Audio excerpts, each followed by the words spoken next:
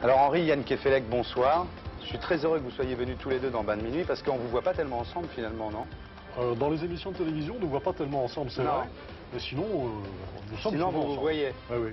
Mais vous vouliez qu'il écrive quand il était petit, parce que j'ai l'impression que c'était surtout votre épouse qui l'encourageait à écrire. Vous Aussi, mais je veux te dire que la liberté absolue, je pensais que les enfants feraient leur trou dans la vie, que chacun suivrait sa voie.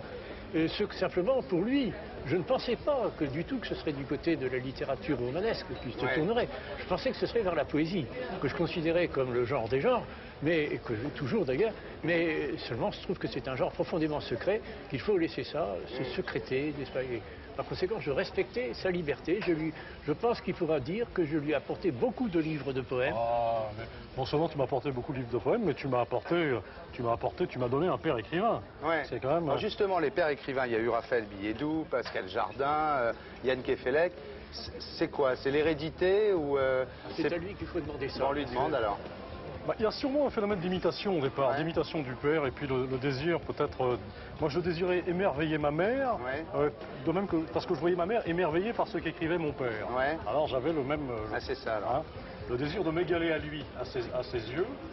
Et puis il y avait cet homme que je voyais tous les matins à son travail, à 8 heures, donc écrivant ses romans, qui ne savait pas qu'on pouvait l'épier justement à sa table. Et petit à petit, je me suis mis à faire la même chose et c'est devenu une démarche naturelle. Et cette constante qu'il y a dans tes bouquins sur la mer, les problèmes avec la mer, ça vient de quoi ça? Eh bien ça, je l'explique de la manière suivante. Moi, une fatalité m'a privé de ma mère quand j'avais 19 ans et je proteste. Je proteste. Alors effectivement, dans mes livres, la mère est toujours absente d'une manière ou d'une autre. Ludo est privé de sa mère parce qu'elle ne l'aime pas. Dans le Charme Noir, la mère est partie. Ici, la mère a eu un accident. C'est une manière de rechercher ma mère aussi, qui n'est plus là. C'est vrai que tu lis une page d'un roman de ton père tous les matins avant de te mettre au travail? C'est la pure vérité. Ah, c'est vrai. C'est la pure vérité. Tu vas nous... Ah non. Lequel tu préfères dans les... Il ne faut pas tomber dans l'auto-admiration, mais il ne faut pas non plus se défendre de l'admiration naturelle qu'on a pour son père. Lequel tu préfères des bouquins de ton père? Moi, j'ai une tendresse particulière pour un recueil de nouvelles qui est peu connu, qui s'appelle Pas trop vite SVP, qui est un vrai chef-d'œuvre. Livre pratiquement introuvable. C'est un chef-d'œuvre. Mais parmi ces romans, il y a aussi des... Par exemple, j'adore le livre de Saint-Antoine qui vient de publier. Qui vient de republier, pardon, Saint-Antoine du désert. Alors, tu as déjà une légende, Yann.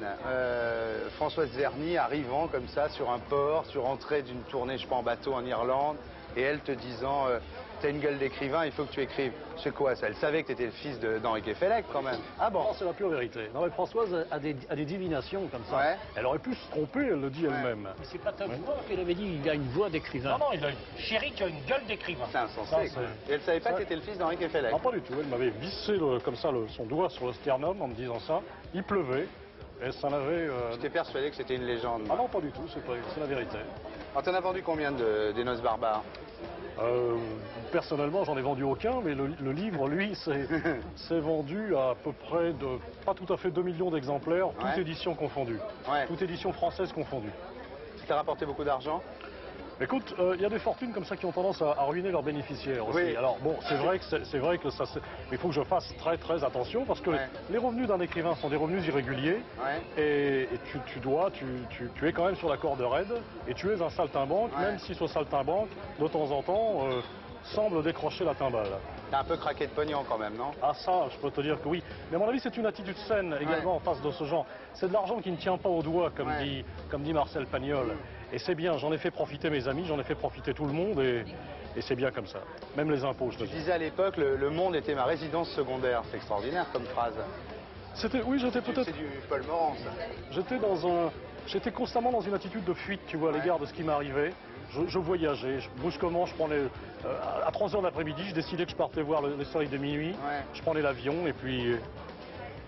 Et vogue le Boeing. Et donc là, tu as décidé de retrouver tes angoisses. Il y a combien de temps que tu t'es remis sur celui qui sort aujourd'hui? Écoute, j'en ai jamais cessé d'écrire. Même un peu avant le concours, je m'étais remis à mon travail de manière gestomaniaque. Parce que j'avais peur que ce geste ne me soit plus naturel, tu vois. Et j'écrivais, bon, c'était pas extraordinaire ce que j'écrivais après le concours, parce que j'avais vraiment la tête agitée par ce qui venait de m'arriver.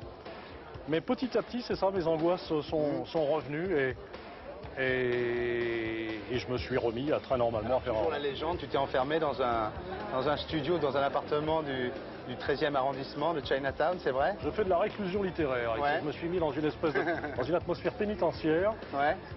sans électricité, sans Ouais. téléphone, Ouais. et avec des bougies. Avec des bougies. Avec des bougies. Sur mon bureau actuellement, tu dois avoir une espèce de coulis de chandelles Ouais. qui correspond à 4 à C'est 5 000 beau. bougies. C'est bien. Et combien d'heures par jour? Les 6 derniers mois, je devais travailler sans exagérer entre 14 et 15 heures par jour. Les 6 derniers mois. Je fais une espèce de dépression d'ailleurs à un moment, tu vois, parce que je travaillais de manière complètement solitaire. Le soir, ma femme lisait ce que j'avais écrit. Et le matin, dès 6 heures, j'étais à nouveau à ma table, au milieu de mes bougies, tu vois, avec mes personnages. Alors la femme sous l'horizon, c'est toujours des enfants qui sont martyrs ou meurtris, disons. C'était Ludo, évidemment, et puis maintenant c'est Tita qui a une cicatrice. C'est vrai que tu as une photo d'Adjani avec une cicatrice dans ton bureau? Oui, c'est vrai. Alors c'est une photo d'Adjani qui ne ressemble pas tellement à Adjani, mais enfin elle est superbe. De toute façon, Adjani est superbe. Elle est superbe, et elle a ce regard comme ça très noyé qui est celui de Tita. Et au stylo, je l'ai marqué d'une cicatrice. Et de part et d'autre de cette photo, il y a les deux thèmes astro de mes personnages, qui sont des thèmes astro réels, que j'ai fait faire par une vraie magicienne, qui s'appelle Marie Delclos. Et c'est elle donc qui m'a indirectement fourni le titre du roman. Chacun de nous naît avec ses planètes sous l'horizon ou sur l'horizon. Ah, ça vient de là, ouais. Et selon qu'elles sont sous l'horizon ou sur l'horizon, nous sommes prédestinés au malheur ou au bonheur. Et Tita est née à vendredi 13 octobre 1961, c'est une date réelle. Ouais. Ce jour-là et à cette heure-là, les planètes étaient toutes situées sous l'horizon. Vous l'avez lu, Henri? Oui, Qu'est-ce que vous en pensez? beaucoup de bien. Et encore une fois, j'insiste sur la qualité de l'écriture. Ah oui, Parce certain. que l'univers de romanesque appartient à Jean, et encore une fois, je pense qu'il faudra plus tard jeter un coup d'œil d'ensemble. Justement, vous, sur son œuvre, vous avez relevé une certaine correspondance entre ce livre et le précédent. Vous avez parlé du personnage de Ludo et du personnage de Tita. En effet, ils semblent s'attirer l'un l'autre. On dirait qu'il a une espèce de prédilection pour les enfants mal aimés. Ouais, et c'est d'ailleurs à la louange du poète qui est en lui. Il y a un chant pour la détresse du monde qui est spécialement symbolisé par les enfants, parce que je crois que c'est cela qui fait le plus chavirer le cœur des gens. Il y a les plus durs, par exemple, devant une détresse d'enfant, quand en général... Ah bah oui, ce qui est certain avec Yann, c'est qu'il n'hésite pas à aller dans le mélo quand même. Hein. Mais le mélo, moi je suis fier d'écrire du roman C'est le grand mélodramatique. retour au 19e. Mais pas simplement au 19e, Oui, Styron est très mélo aussi, absolument. C'est le retour au tragique tout court. Le tragique, c'est quoi? Étymologiquement, c'est exposer les malheurs du monde dans un genre qui excite la terreur ou la pitié. Ouais. C'est tout à fait... Dans mélo, il y a chant. Mélos en grec, c'est le chant. Bien sûr, un roman doit être mélodramatique. Alors on réédite, Henri Kefelec, un bouquin de vous qui s'appelle Saint-Antoine, qui était sorti en 1950. C'est lequel de Saint-Antoine, celui-là? Celui du désert. Oui, c'est lequel? Celui qu'on appelle le premier des moines, qui vivait au IVe siècle en Haute-Égypte, qui est un champion du jeûne, de l'abstinence et de la solitude. Un grand gaillard, un grand homme qui, je crois, a attiré ensuite beaucoup de gens dans son sillage, car à notre époque désaxée, un peu folle, comme pas mal d'autres époques avant elle, et c'était le besoin de solitude, de recueillement, de ressourcement existe toujours très, très fort. Et plus on va vers certains excès, plus en même temps, qui dit courant, dit contre-courant, plus en même temps. Il y a un désir. Mais vous avez écrit pas mal de bouquins sur des personnages religieux. Vous avez fait un livre sur le curé d'Ars aussi, non? J'ai fait un livre sur le curé d'Ars, sur Saint François d'Assise, et puis récemment sur Saint-Yves. Oui, les saints sont des gens qui me fascinent. Je me sens en camaraderie attiré par avec la sainteté. Ah oui, oui. Je ne suis pas un saint, loin de là. Mais... Ah, quand même, hein, vous avez une réputation plutôt... Ah bon. mais non, nous avons besoin d'eux plus que jamais, je dirais. Les hommes ont besoin de Dieu. Dieu a besoin des hommes et les hommes ont besoin de Dieu. Cela dit, encore une fois, ne faites pas de moi un personnage morose. Parce que mon opinion préférée, c'est justement je la tire de Saint-Antoine. Saint-Antoine disait qu'un moine triste était un mauvais moine. Et moi, je vais du côté de la joie, mais à fond, comme Saint François d'Assise, la joie. Si on n'a pas le bonheur et si on ne le donne pas, on se trompe. Et puis vous avez dit quelque chose de très beau, si je peux me permettre, c'est quand vous dites la nature c'est Dieu le Père, les hommes c'est Jésus-Christ et mon travail intellectuel c'est le Saint-Esprit.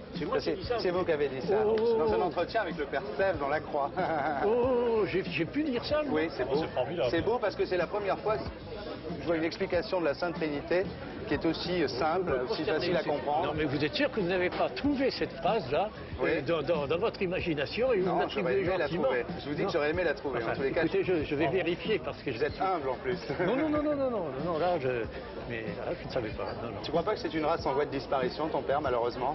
C'est peut-être aussi une race en voie de réapparition. Ça serait bien. J'ai l'impression comme ça qu'il y a eu un temps de flottement effectivement, et puis que maintenant on revient à des gens comme mon père. Peut-être que j'aurai peut-être la chance d'être comme lui au même âge, j'espère.